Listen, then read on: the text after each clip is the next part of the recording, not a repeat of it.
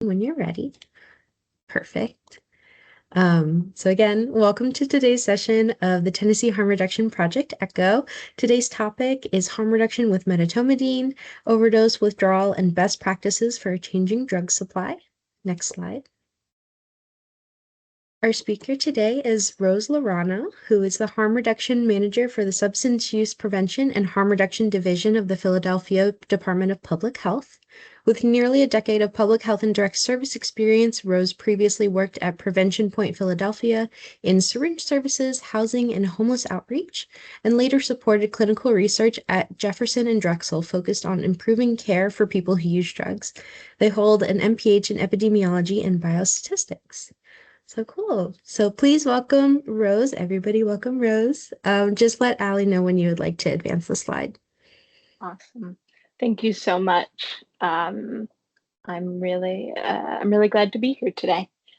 We can move, this is just me introducing me, but we've done that. So we can move past this one and move past this one. Thank you. So today, this session is going to describe what medetomidine is, how it differs from other emerging drugs. We're going to explain best practices in responding to a medetomidine-involved overdose compassionately and effectively, and we're going to identify safer use practices to reduce vulnerability to overdose and infectious disease. Next slide. So let's get started. What is medetomidine? Medetomidine is similar to xylazine in many ways. Both of them are veterinary sedatives. Both of them usually show up with fentanyl. Both of them cause sedation. Neither of them are reversed by naloxone. Since neither of them are opioids, both of them are sedatives, the naloxone is not going to reverse the sedative effect. Both of them have been involved in fatal overdose, and both of them cause withdrawal separate from opioids. So both medetomidine and xylazine have their own withdrawal symptoms separate from opioid withdrawal. Neither of them are federally scheduled, which just means restricted in terms of purchasing. So they're not restricted on a federal level, but they're also different. Xylazine has a very clear association with wounds. I'm pretty sure most of us are familiar with the sort of necrotic wounds that present with xylazine and fentanyl use. As of March 2024, xylazine has been scheduled, so restricted by a variety of states. That does include Pennsylvania, where I am. Xylazine has been criminalized in a couple of states, including Tennessee. Next slide. How is medetomidine different from xylazine? Medetomidine is 100 to 200 times as potent as xylazine. So we're seeing 100 to 200 times stronger. Medetomidine causes longer sedation and deeper sedation. That sedation can last up to 8 to 10 hours, potentially even longer, but that's generally what we see. It causes depressed central nervous system symptoms. So we see people presenting with low heart rates and low blood pressure as they're sedated. There's anecdotal reports of association with hallucinations, and medetomidine has much worse withdrawal. So medetomidine withdrawal can put people into the ICU or even lead to intubation if not properly treated. Next slide. Medetomidine in Philly. We first detected medetomidine in our drug supply in May 2024. From May 2024 to November 2024, Philly dope samples with medetomidine increased from 29% to 87%. Simultaneously, dope samples with xylazine decreased from 97% to 42%. That's a health alert that we put out when we first detected medetomidine. But basically, what we saw was a really rapid increase in medetomidine, simultaneously a really rapid decrease with xylazine. Next slide. So, yes, perfect. Thank you. So what does that look like in the real world? This is a chart showing Philadelphia Emergency Department visits for substance use related skin and soft tissue injuries. So we were talking about those wounds that we saw with xylazine.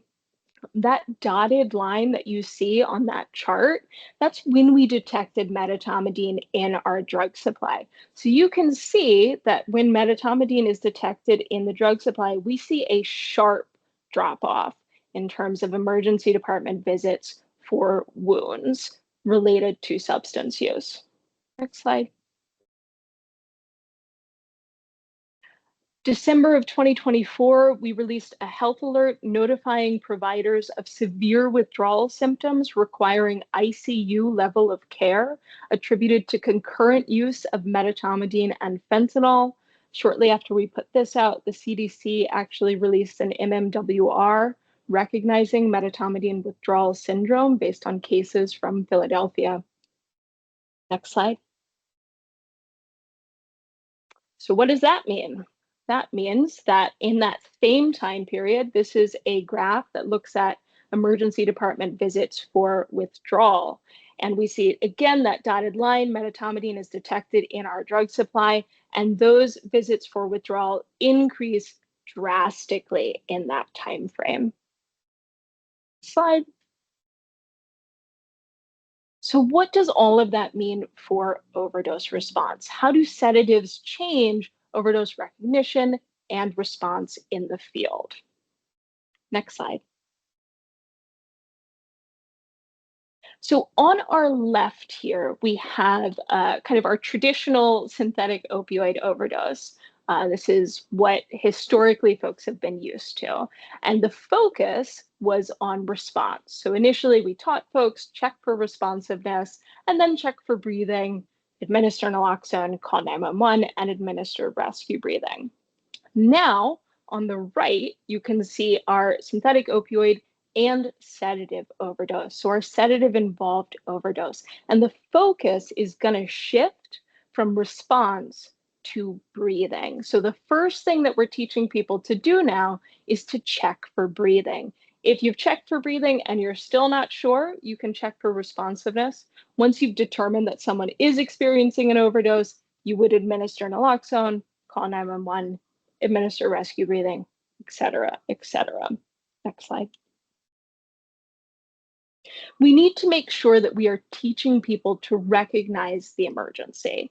The emergency is that they are not breathing, not that they are not answering you. I always say I am incredibly charming, but not everyone wants to talk to me. And that might hurt my feelings, but it is not a crisis. We're changing our approach. We're focusing on respiration instead of responsiveness. Next slide. An opioid overdose is when opioids cause someone to stop breathing or stop breathing enough. I know we all know this, but especially as we're teaching this, I think it's helpful sometimes to go back to the very basics. Next slide. Since our focus is on respiration, how are we teaching people to assess breathing? These are different methods that we actively teach. These are all methods that I have used in the field. Our first one is just looking, obviously. Watch for breathing. You're going to look for chest movement, and I generally find that if someone's not laid flat out, it's actually much easier to see respiration in someone's shoulders and back. So I watch someone's shoulders and back for that rise and fall movement. And I'm counting to make sure it's at least one breath every 5 seconds. You can also listen, lean in. Can you hear them breathing? Does it sound strained? Does it sound choked?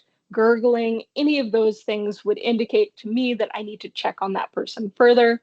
You can check for breathing by holding a piece of glass, like a phone screen, a metal object like a key, or a piece of plastic, like a rescue breathing mask, which should be in all of our overdose reversal kits, or any other item that collects condensation in front of someone's mouth.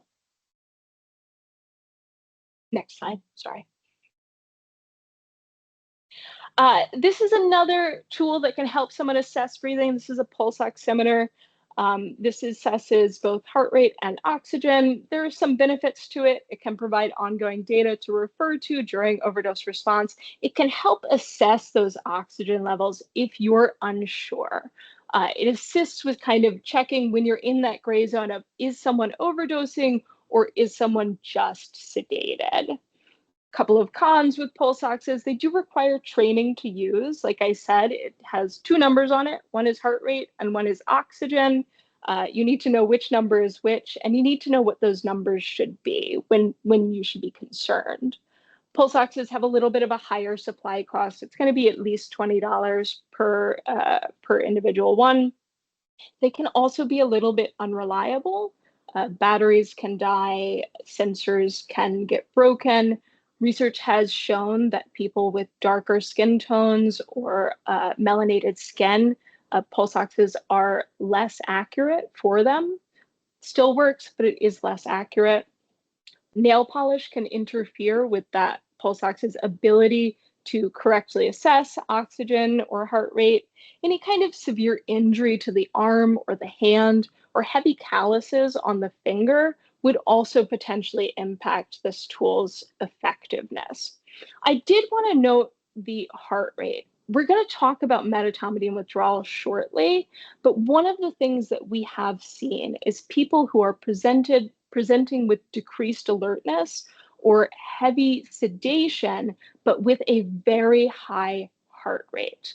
That is one of the symptoms of medetomidine withdrawal. So if I come across someone who appears sedated, but with a very high heart rate, I'm going to be concerned that they might be experiencing a medical emergency. Next slide.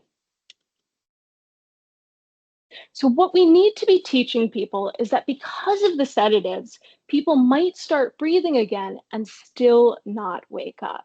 If someone is breathing, they do not need naloxone. There's an association in people's minds with naloxone and consciousness. Historically, if it was an opioid overdose, simple opioids, when you administered naloxone, people did wake up. Because of the sedatives, we're not seeing that. Next slide. There is this prevalent myth because of that naloxone doesn't work on sedative-involved overdoses. The truth is that naloxone is working. It's working to restore breathing from the opioid overdose, and that person may still be sedated on xylazine or medetomidine or another sedative. So it's not going to wake people up, but it will help people breathe. Next slide. I wanted to talk through some different methods we've identified to reduce the harms of heavy sedation in the field. The first one, if someone's laying down, utilizing the recovery position. Again, we're going to talk about medetomidine withdrawal shortly, but one of the symptoms is uncontrollable nausea and vomiting. So I'm going to want to make sure that someone who's laid out is in a position where if they wake up, if they start throwing up, they're not going to choke on their vomit. If someone is sitting, and we frequently see folks sitting with their head tilted forward like that, you can reposition their head. You take a towel, a bag, a jacket, put it on their shoulder, tilt their head back and to the side. Just call it a head tilt. It's a fancy name, I know. But essentially what that's doing is it's ensuring that the windpipe is not compressed. So that person's getting as much oxygen as possible. We're checking that limbs aren't pinned. I know we've all had the sensation, you go to sleep, you fall asleep on your hand, on your arm, you wake up, it's all pins and needles and it's hard to feel. So unfortunately, if someone pins their limb during that heavy extended sedation, it can actually cause permanent nerve damage because of how long the circulation gets cut off. So we want to make sure that someone is not lying on top of their arm, their hand, their leg, their foot in such a way that that circulation might be impacted. You can also massage limbs during prolonged sedation. Again, this is just about improving circulation during that extended sedation period. Moving someone to a safe place, away from or out of the street. Even if somebody's just near the street, part of what's difficult is that they're on the ground, so it's hard for drivers to see them. So I really want to make sure that if someone is sedated, they are not close to a road, away from train tracks, not in the middle of the sidewalk, off to the side. Covering exposed skin or moving someone out of the sun to prevent sunburn during summer. Again, if someone's sedated for that long period of time, they don't have a shirt, they don't have a hat, They can end up with really bad sunburn, something we want to keep in mind.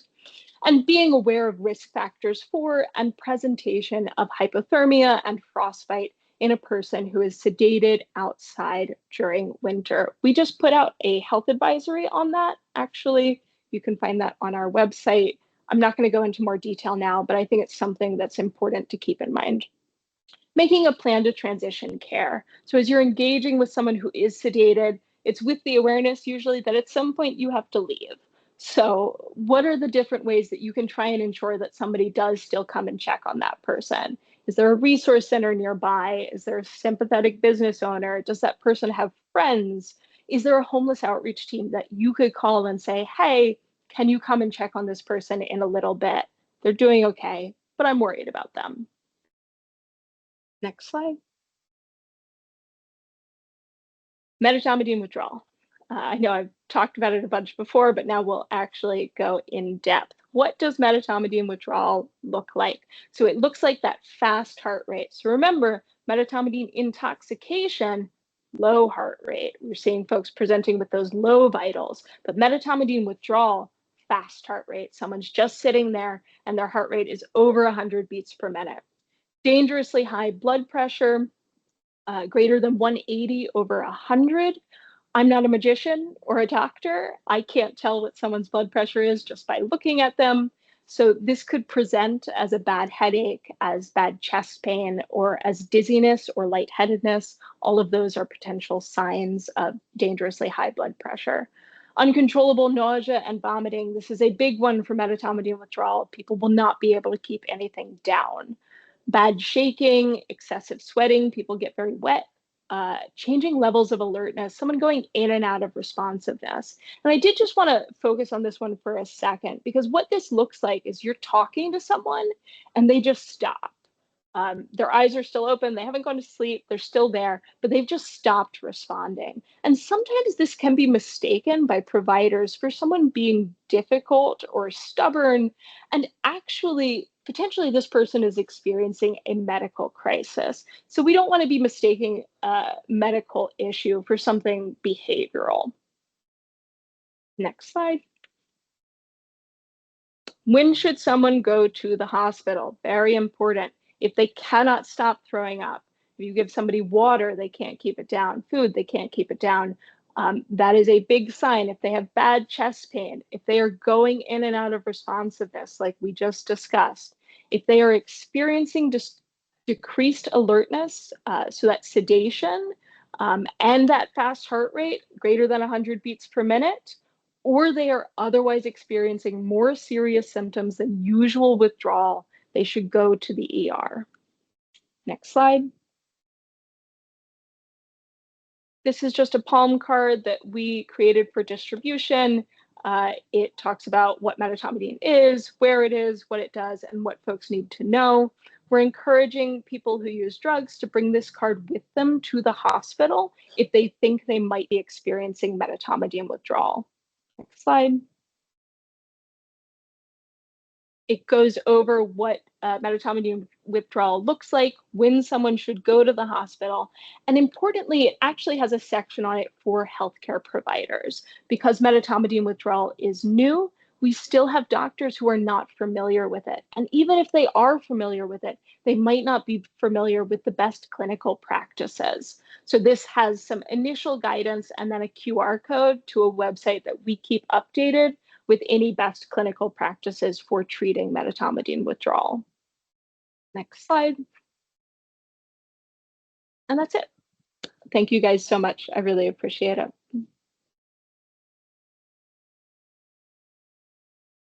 Okay, that was incredible, Rose. Thank you so much. I learned a ton, especially because my team has been discussing like what responsiveness means, what breathing means in like a really like practical context, because like it differs between people, and especially like during a high stress situation when you're responding to someone, or like medetomidine response is different than opioid response.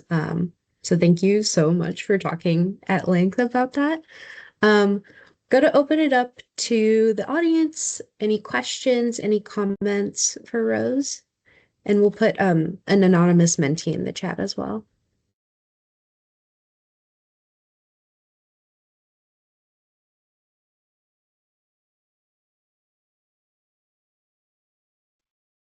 I'll jump in if that's all right. Bill Brooks, at ETSU in Tennessee. We're piloting a longer training within syringe programs currently.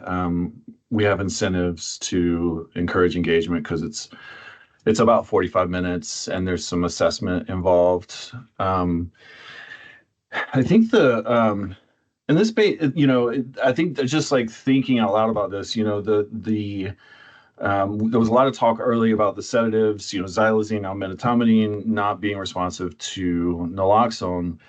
Um, it feels like it's like kind of muddies the water when you're teaching this stuff, because it's never by itself, currently. And if someone isn't breathing, it's likely an opioid related overdose. So you want to give them naloxone anyway. And so we said, yeah, like, xylazine is responsive to naloxone, so they may stay, unconscious, but you want to make sure they're breathing. It's like breathing in, breathing out. That's what we say. Like if they're not breathing, then act. If they are breathing, then, do the recovery position. But my point is, I guess, like, when we did our post assessments, 7 of the 19 people we had in our class still said that xylazine was responsive to naloxone. And, I may be giving myself a pass, but it feels to me like that's that confusing bit about saying, xylazine's not responsive, but you still need to give them naloxone. And in that setting, in syringe programs, the people that we were training, many of them were potentially going through withdrawal or had just gotten high. So there is a bit of a like variance in how well folks are able to engage with the content, what they're really going to grab. And so that like figuring out how to best teach in that setting is what we're working on. I think, anyway, that was just an observation that we had, that I think that the two messages can get muddied. And it may not even matter. It's almost like we shouldn't even talk about the fact that the sedatives don't, because of the way the drug supply is. It's like you still need to give naloxone because that is the driver of, respiratory depression. So anyway, I don't want to take up too much time, but those were my recent observations. Yeah. Thank you. Thank you so much. I think it is complicated, because there is nuance to this conversation. Part of what we're concerned about is the fact that because people associate naloxone with responsiveness, we're seeing people over administer naloxone dramatically to people, because they're not waking up. So we're really trying to figure out how do you kind of straddle that line of ensuring people recognize the role that naloxone can play and needs to play, but also not putting people into like severe precipitated withdrawal. I mean, I heard a horror story of somebody who administered naloxone to someone 14 times because they weren't waking up. And like, it's something that I understand when you're taught within the context of responsiveness. But yeah, I mean, like you said, it's challenging to walk that line. I can respond to some of the questions up on the Yeah, go screen. ahead. Can you speak to the efficacy of test strips? So we do have medetomidine test strips. They are produced by a vendor who has provided validity testing. That does cross-check against a variety of the adulterants that we have in our supply. Unfortunately, I really think that test strips kind of have a limited efficacy just as a tool. I always say you can use a test strip as a red light, not a green light. Just because it comes back negative does not mean that substance is not there. We also know that user error tends to be pretty high with test strips. I find the test strips to actually be an effective tool for starting conversations. So making sure people are aware that that's what's in the supply and that's why we're handing it out. I think that it's a really effective tool.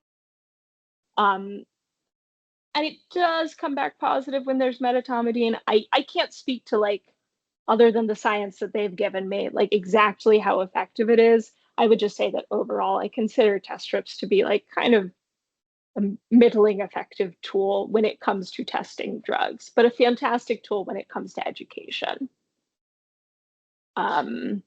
How fast is the onset of withdrawal and how long does withdrawal last? That is a great question.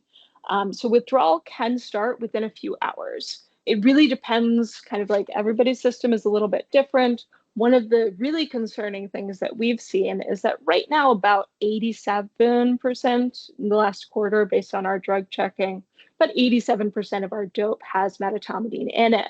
That means there's still 13% that doesn't. So we have encountered at least one case of someone who was well from opioids, was not experiencing opioid withdrawal, but was experiencing medetomidine withdrawal because they were used to medetomidine dope and they got dope that did not have medetomidine in it. So that withdrawal can set on like pretty quickly. How long does withdrawal last? I am not a doctor, so I will say that what I've heard is that if someone kind of gets through the first 24 to 36 hours without severe symptoms, then they're probably going to be okay. And I just want to caution everyone to take everything that I'm saying about this just with a grain of salt because it is all still so new. The clinical guidance is still being worked out, like the actual, what they'll print in peer-reviewed journals and whatever, that's still not written. So this is purely just based off of like interactions that I've had with providers and with people. So there's a degree of anecdotal here, and I just want to stress that. So the withdrawal can come on pretty quickly, and you will know generally within 24 hours whether or not that person is going to require hospitalization. What is the likely source of the medetomidine? I have no clue. I really couldn't tell you. I mean, obviously, the iron law of prohibition, we saw a restriction on xylazine, we saw medetomidine come into our supply. There's the larger conversation about sedatives kind of being involved now because of the shorter half-life of fentanyl. All of these are excellent hypotheses, but I don't know. Does this substance skew or affect fentanyl test strips and or xylazine test strip results? So again, actually, it's going to depend. I have not heard about them cross-reacting to medetomidine, but each test strip is actually a little bit different. I assume that's across the board, but I can't speak for all of the vendors that I'm aware of. I just don't know because there's so many different vendors at this point what somebody's specific test strips actually do react to and don't react to. I don't think that it does impact it. I think it's significantly different as a chemical, but I just want to put out that caveat.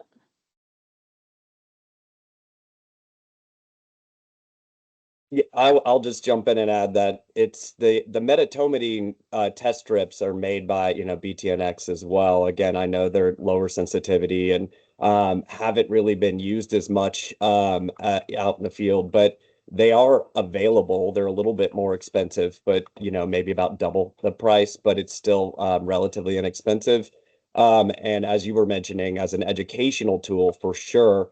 It's another way to talk about it. The xylazine, we kind of missed the boat with the fentanyl test strips. We got them decriminalized, but it was later than we wanted. They're still helpful, but the fentanyl test strips are testing for that synthetic opioid that is in your substance. It is not going to detect medetomidine or xylazine, of course. And so if you want to be looking specifically for medetomidine, you would want to have a medetomidine specific test strip. I just want to make sure people are clear on that.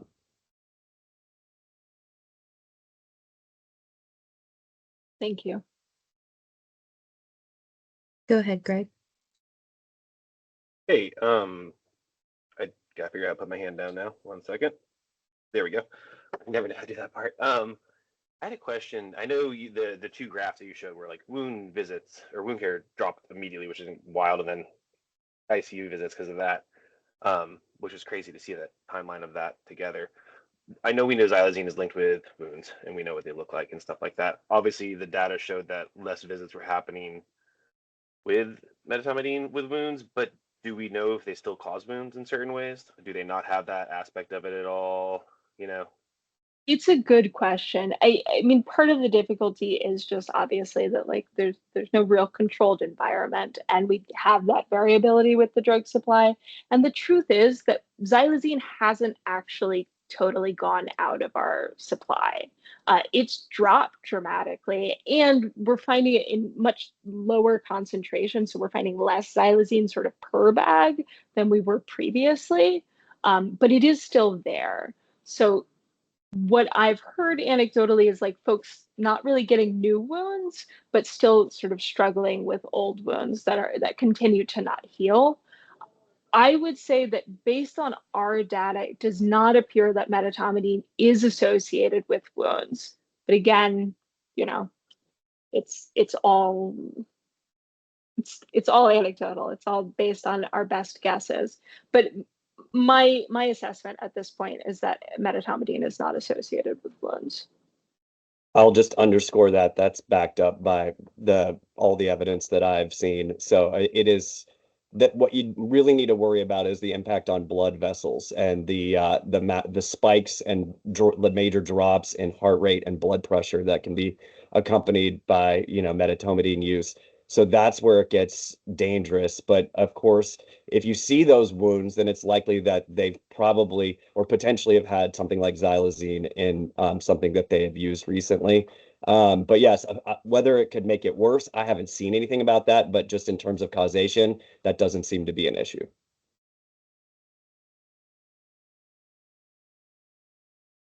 What are you all hearing in Philadelphia about the affinity for medetomidine? Most people I talk to in Tennessee, there's like three main reasons why they don't like xylazine. There's the wounds. People don't like the sedation because it knocks them out. I mean, the argument for it being paired with fentanyl was, to like make fentanyl feel more like heroin, but it knocks people out is what a lot of folks are reporting. And then, the withdrawals associated with it, without the wounds, but the sedation is so intense and so prolonged. Drug seeking is going to be affected by how intense the withdrawal is. So, we've had folks tell me in the Nashville area that dealers were increasing prices for supply that they had with xylazine because they knew people needed it. So, not so much seeking, but whether they want it, I'm curious about. Yeah, people don't. I mean, by and large, again, this is based off of conversations I've had with folks. People do not like medetomidine dope. They do not want medetomidine dope.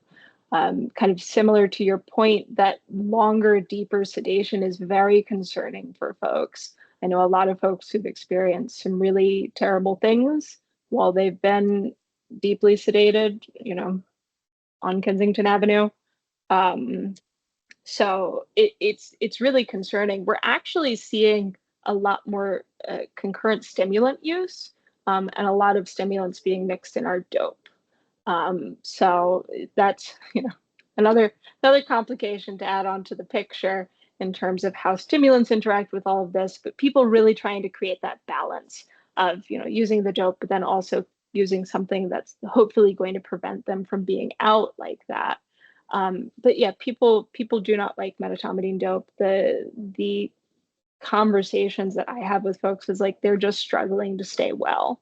Like that's really it. And at this point, they need the medetomidine dope in order to stay well. They need that medetomidine, and folks are terrified of the withdrawal. I mean, we were seeing initially when it started happening, there was no clue in terms of how to effectively treat it. And so we saw people who were dying in hospitals, and people know that, like, people have friends like that happen to. And so they see that, like, the treatment for this is still being developed. And I will say that, like, the clinical guidance that is out there now, I think is much more effective. We are not seeing such negative outcomes. It can be effectively treated, but people need to know that that's what they're treating. Because if they don't, if they're just treating opioid withdrawal, it can be really bad. So people are terrified to try and access treatment because of that withdrawal and because of their concern that they might end up somewhere where somebody doesn't know how to treat it. So it's, you know, people feel really stuck. What type of inpatient or outpatient treatment is available? It's a good question in terms of the withdrawal for medetomidine. I would say, you know, you can go onto our medetomidine page that outlines the best clinical guidelines right now for treating it inpatient. That has been successful. Outpatient, I don't think that they have successfully treated severe medetomidine withdrawal in an outpatient setting, just because of like the monitoring tools as well as the medications that generally people need don't tend to be available in those quantities in outpatient settings. But I also am not an expert. I'm not a medical provider, so that's my perspective on it. I'll just chime in if you don't mind. Being a medical provider and being like, whoa, this is not yet really here. I think it's like here a little bit. So this is incredibly well timed, Rose. Thank you so much for providing what you've provided for us today, because this is amazing, because we need to be ready for it, because it is disturbing and concerning what our individuals here in Tennessee are going to be encountering, especially East Tennessee. And we do things different in East Tennessee than the rest of Tennessee. So it's our special neck of the woods, and we love it here.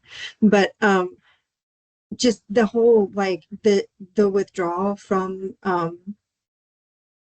don't like medical words like medicines, metomidine. I can't say them. Like, I just can't. It's beyond me. Anyway, the scary new thing that's showing up in our drug supply that starts with an M. Clonidine acts on the same receptor. And so using that to help with withdrawal, and that is absolutely a drug that you would want to do inpatient. So if you have any suspicion at all that someone is withdrawing from this, and what you said before, sedated with high heart rate, I wrote that up. It's now in my brain. If I see that in clinic, I'm marching them across the street, preferably in a stretcher, and we're going to get them admitted and take care of this. Because the truth of it is, I guarantee you, the folks in our ICU, they're not aware of this. So I think also doing some preemptive education for when they're seeing this, just being aware that they might be seeing this and this combination of things and how we might need to manage it. One thing folks in the medical field can be pretty good at is seeing like what is happening and how do I respond to it. Because we do have a slew of medications and you kind of accidentally get good at it. Presidex is another one. I really don't like that drug, but it's another one we use a lot in the ICU that might be useful for this one. But again, we're talking ICU level, especially with the way that the blood pressure bounces around. And I find it really interesting that considering the xylazine and medetomidine, that they act on the same receptor. They're both alpha-2 adrenergic receptor actors, and so is clonidine. So that's why that one helps. Why one will cause wounds and the other one won't. So I just wonder if we're too early in the game to be connecting that to it, because I don't know. It's just, that's an interesting. They're in the same place. So yeah. Why do they not do the same downstream things? But again, Rose, this is fantastic. Thank you. Yeah, I think, you know, one of the things that I wonder about, and again, we've strayed into the realm of pure speculation, but we saw very high concentrations of xylazine, and that was really associated with wounds. And because medetomidine is so much more potent, we don't see as much of it in the bag, but we're still seeing like those deeply sedating effects. And so I wonder if it's like a lower concentration thing.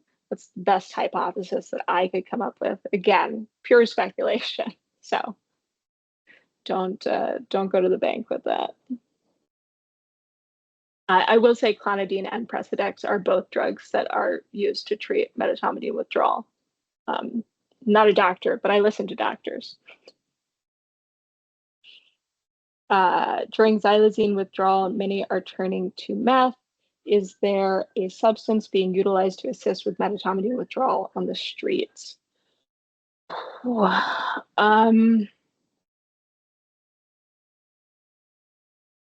I mean, we are seeing a lot more meth.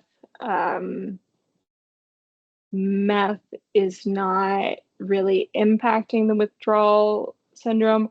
I will say I've heard about people utilizing ketamine. Ketamine is also utilized in hospitals to treat this, but I have heard about people trying that. I haven't heard about anything that folks are like, yeah, this has worked. So I can't really speak to it. Perfect. Thank you so much, Rose. That was going to be our last question today. We're going to stop the recording. Rose, I don't know if you mind if other people have